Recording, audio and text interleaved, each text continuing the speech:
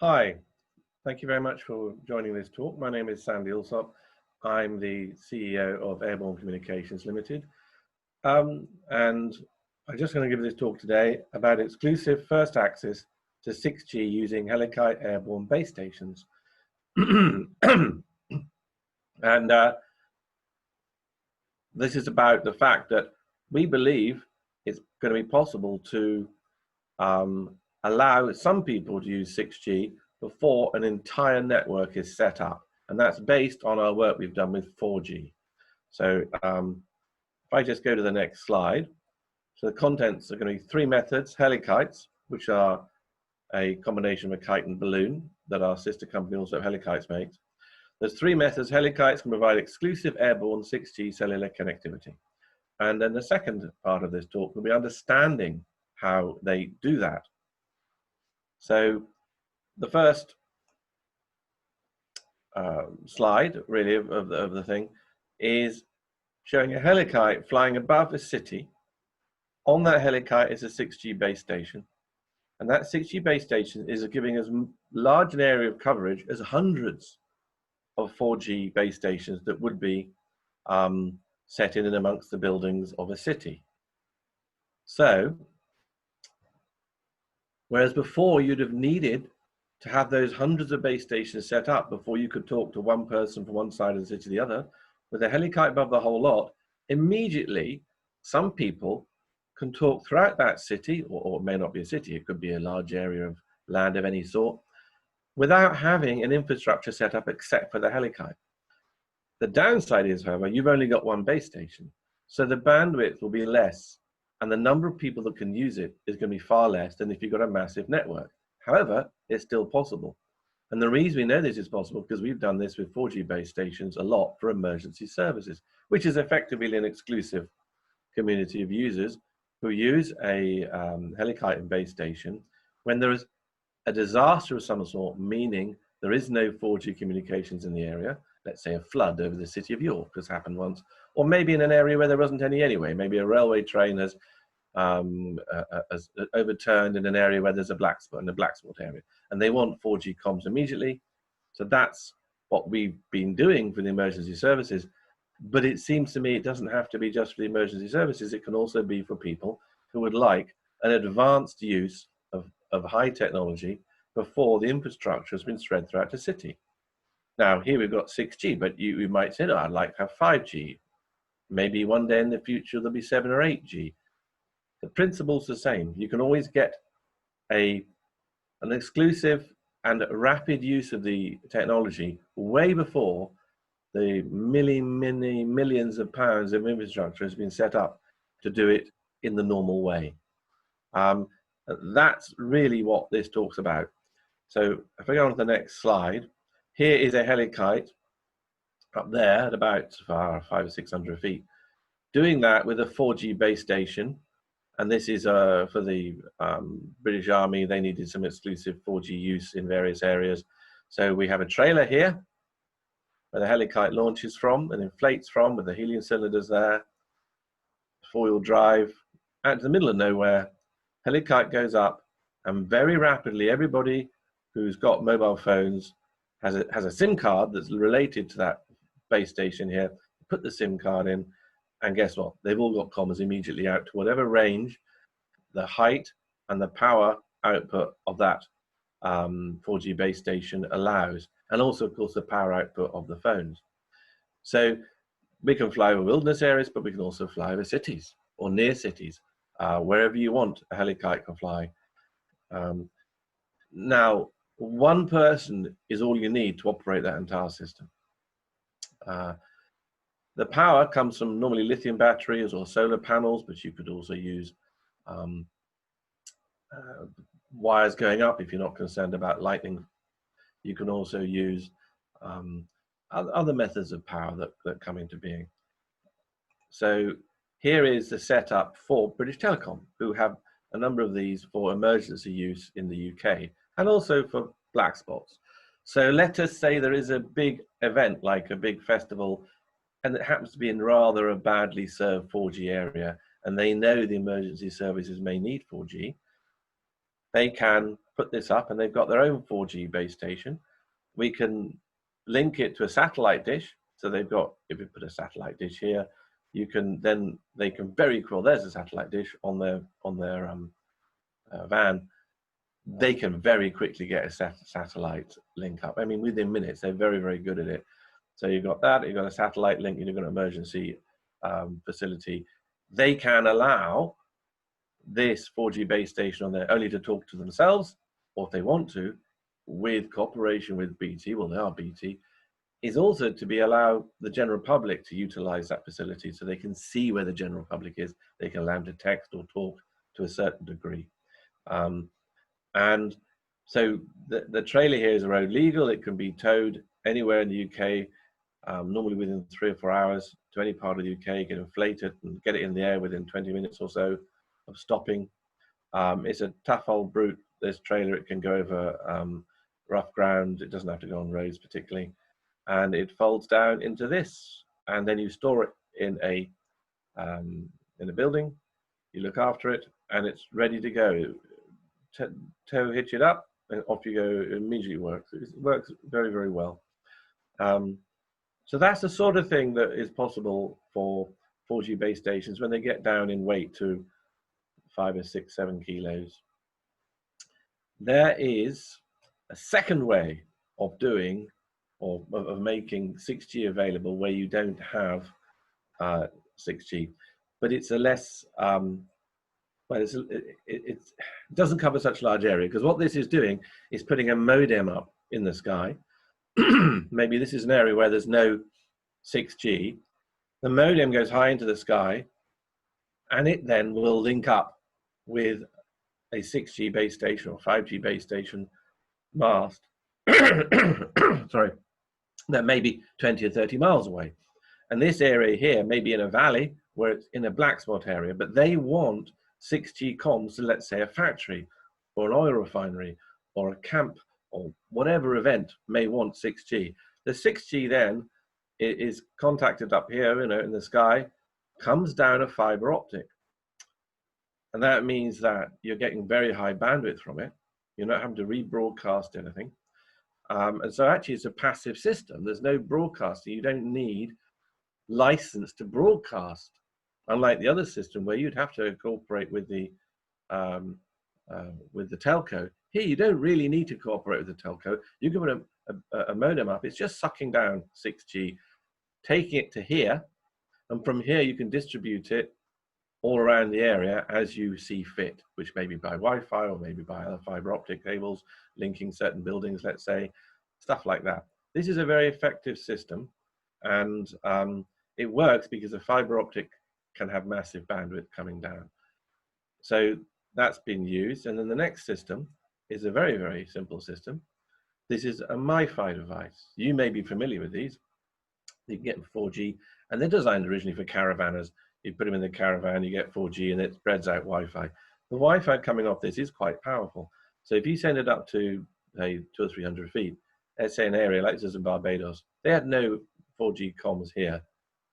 But when we sent that up, it caught the 4G comms that was coming from base stations and was basically going through the air up here. And then the Wi-Fi pushes it down to the ground.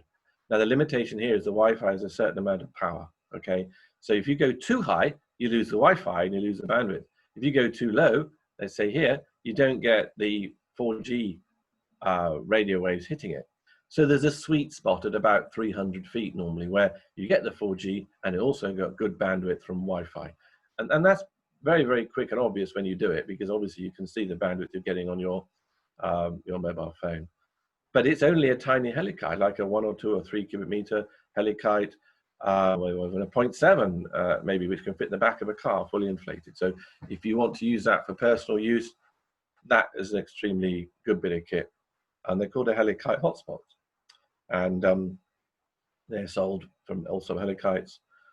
The MiFi device you just buy locally. They cost not much money. So that's the 3 ways in which you can get cellular services in places you might not otherwise have them.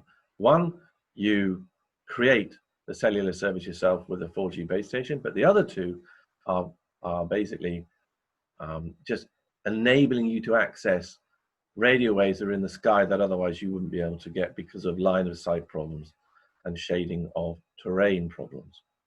So the next one is, now why do we think we can do this with a helikite and it cannot be done with other airborne platforms? That's really quite important. And why is it everyone comes to us for helikites when they've tried everything else, they don't work? Now, airborne communications, it takes the helikite, and we will use consultancy to suggest base stations that we think will work on a helikite, because some might be too much power or too heavy, all the rest of it. And then we'll look at the best airborne platforms. But we're not going to discount Mars for certain places, but you're going to end up probably with a helikite somewhere. And we will then supply it as well, if you wish, and do trials and training of the operators. Now, the reason the helikite is best for this is because it flies in almost all weathers, and unlike most other aerostats that really don't. And also, it's not very large for various reasons we'll come to, and it's very cheap to run per hour. It's orders of magnitude cheaper to run per hour than any other airborne platform. But let's say you've got a building next to you that's just 10 meters high, and you want to position your base just the other side of the building. Of course, you put a mast on the building to get above the local building. But the helikite, you may put in an area quite a long way away from you operating from, where it's convenient for it to be, because being high, it can go a lot of places. So these are the customers that bought helikites and use them. So there's an awful lot of people here using them all over the world and in very critical situations. The helikites work, and there's not a problem with them. The need for remote cellular coverage, there's oil, like, there's oil like refineries, oil pipelines. They may need security, but maybe 6G gives certain security devices better utility than 4G. Who knows? That'll be future. There's sport if you wanted to cover a rally, let's say, a car rally going over a large area. There's mining if you want a mining company wants to have lots of really high bandwidth. There's rescue, there's tourism. There's other business. You may find businesses want to set up a building somewhere and they want 6G, and really it's going to be difficult to deal with that. And there's communities, there's villages, there's areas where people live and they haven't got the comms they want. And you want to use it day and night. So you don't want something you can only fly during the day. So this is what we've done with 4G with EE, which was actually taken over by BT very soon after this. Here in the middle of Wales, no 4G comms there whatsoever. Believe you me, there's nothing. And they wanted a bicycle race. And it was a ladies only bicycle race, a mountain bike race. And they wanted to stream the GoPros on the bikes via the 4G straight into the network. And so they put a helikite up over these hills that had line of sight over the whole bicycle race, which is quite a large area. And it streamed it straight back down to a mast, a distant mast.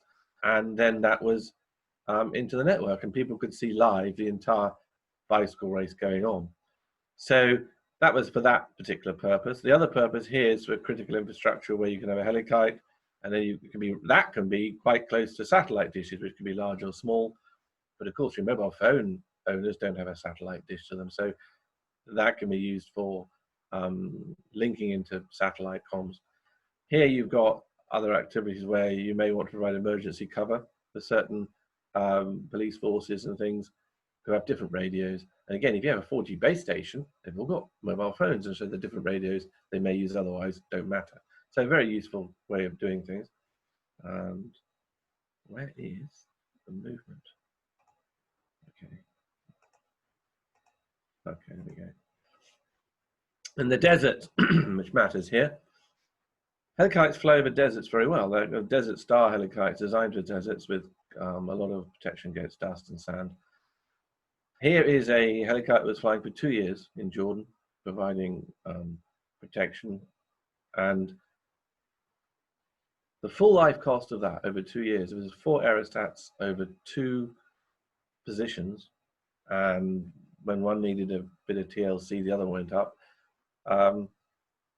It was not very expensive. The full life cost was low. I think it was about £5 or £6, £8 an hour overall over that entire life of that activity, which isn't very much when you consider the cost of other ways of putting things in the sky. Here we have a border post. It launches from a border post perfectly happily. You've got a cameras underneath it there. Now, a camera is actually much more difficult to put on than a 4G base station because it's got electromechanical systems there that you have to be careful of. Here is one working in Saudi Arabia, where we've got quite a large winch onto a 100-meter helikite. Now that's got a fair amount of lift. I mean, that'll lift about a base station of, say, 25 kilos.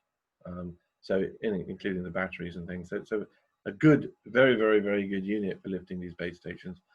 There's the type of winch you'd use to go very high, and there's a fiber optic cable embedded within the thick black cable, and there's fiber optics and power. The winch just goes on the ground, or you can operate it from the trailer. And there's 75 meter in Afghan for the US Air Force, where they made a lot of use of those. They're good bits of kit. So how does it work? Why is it not normal aerostat? Normal aerostat, if you remember, has fins at the back and it has a lot of helium at the front. And the trouble is when the wind hits it, the fins go up at the back and cause it to nosedive, basically. Helikite doesn't do that. The wind lip is at the front and the helium is at the front. There's not so much wind lip at the back, but there's a lot of stability.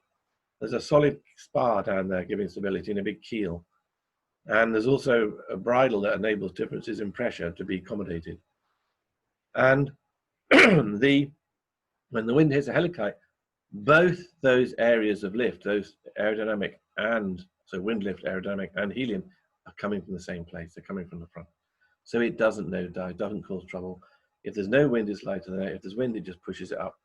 Until such a point, maybe the spar starts to bend, which would be a very high wind, like maybe 50, 60 miles an hour, at which time, yeah, you know, you're looking into storms and things, you might bring it down. If it was an emergency, you wouldn't bring it down, but if it wasn't an emergency, you might, because you'll get a higher wear rate. But they're almost never down. I mean, maybe like a few hours a year, something like that. So here, a base station. Here's a base station. It's a 4G base station, tucked in the back there, out of all the problems. It doesn't touch the ground when it's launched and retrieved, so it's very easy to use. Here's some antenna, and we can put all sorts of antenna on. Sometimes the little antennas work better than the big ones. So you have to, your comms guys are going to have to do some R&D to find the best bits of kit that work, and that's not that difficult to do. So we're reliant on them to come up with the equipment, and we just lift it. Now here's the cost, and this matters because cost of a flying object for an hour or two, who cares? The cost over days and years, the cost per hour is absolutely critical. You've got to be able to afford to run it. So here we go, this is a Jordan Boredom. That was £8 per hour.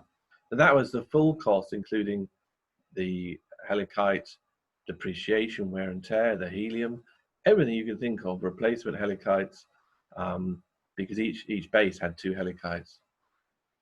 That was £8 an hour. And they were up all the time. They never took them down.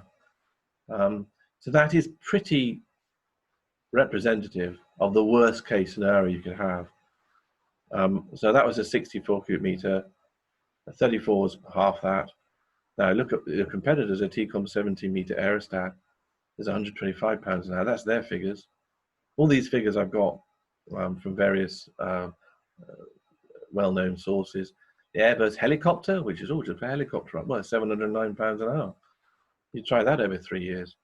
There's a Heron UAV, 713, Beechcraft King Air Cobra, which is quite a common surveillance aircraft, 989, or Learjet, 2000 or so.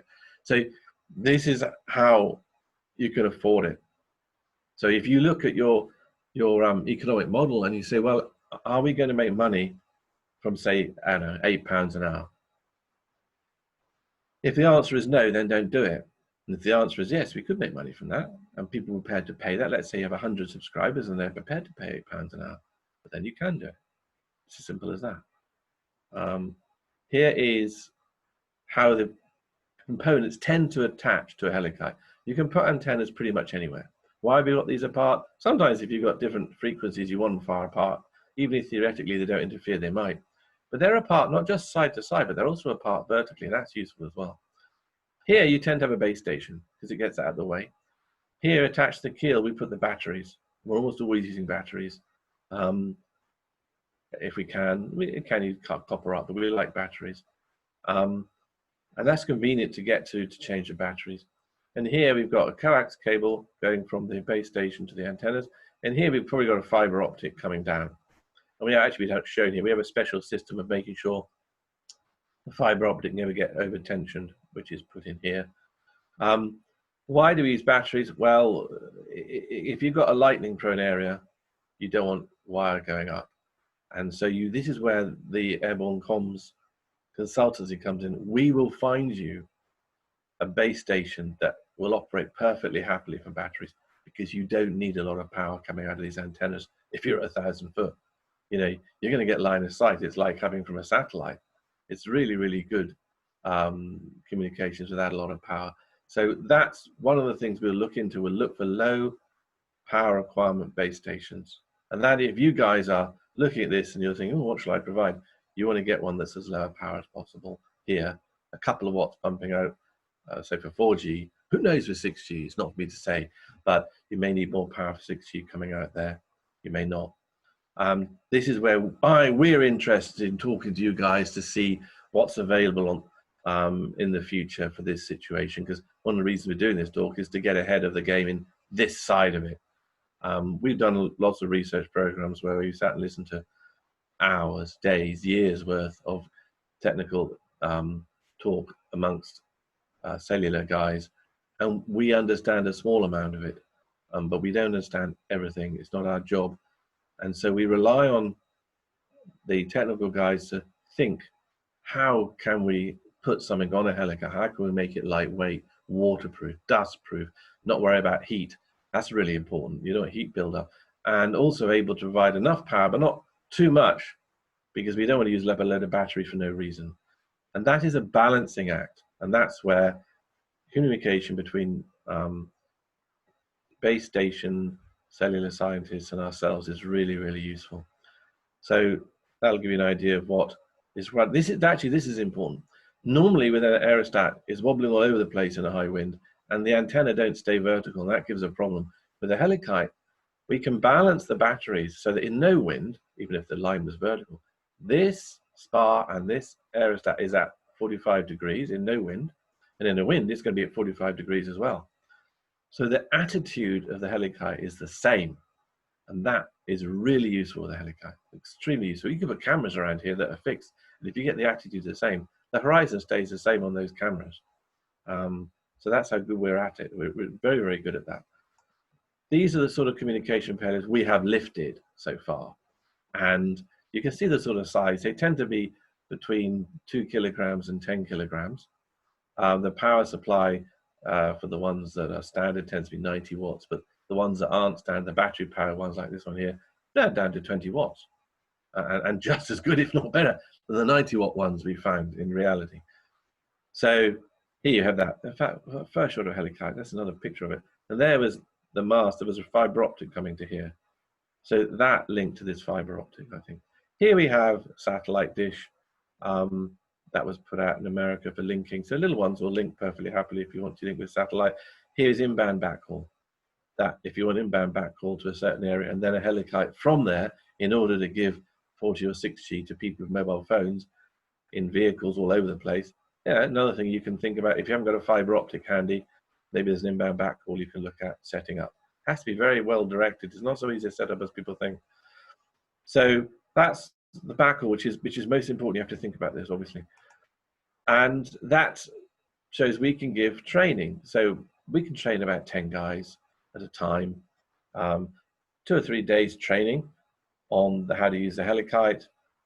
The base station side of things, obviously that might be another few days, or maybe they know that already. These guys are all BT guys. They knew more about the base stations than we did. And so they were all up to speed on that. They just want to know how to use the helikite, how to launch it, how to operate the trailer. Because once you inflated that helikite with helium, There's really not much else you have to do. There's no adjustment. It's all automatic. You fill it with the right amount of helium, which is a line around the outside here tells you how much to fill it. And you just make sure your base station's working. And there's a winch at the front of the trailer. You press the button on the winch, it's electric, and it will go up. And that's all that's going to happen. And it'll fly there in a certain speed, in certain winds, up to about 50 miles an hour as a general rule. It'll survive 60. You bring it down if it goes above that. And the altitude, again, will be dependent on the area you want covered. If you don't want a large area covered, you may not. You put it to, say, 200 or 300 feet. If you want a large area covered, you put it to, say, well, how much line on the winch? Maybe 1,000 feet. That'll do enough. You won't need further than that. So this is why you have to balance the size of the aerostat so it'll fit on a trailer, and the winch doesn't have to have such a thick line. You've got lower altitude. So all these things we'll take into account when we're doing a systems engineering of the problem. So we balance out all these factors. I mean, it's no point in us putting a 6G base station up so high that it might have 50 miles line of sight, that's 1,000 foot, if your link budget for that base station is only 3 miles. So this is where you have to communicate to see what is the best system overall. And the next, that's the end. It's the end of the presentation. There is our contact details. You can give us a ring, or you can send an email, or we can have a look at the website. And if you've got any questions or anything like that, please let me know. Thank you very much indeed.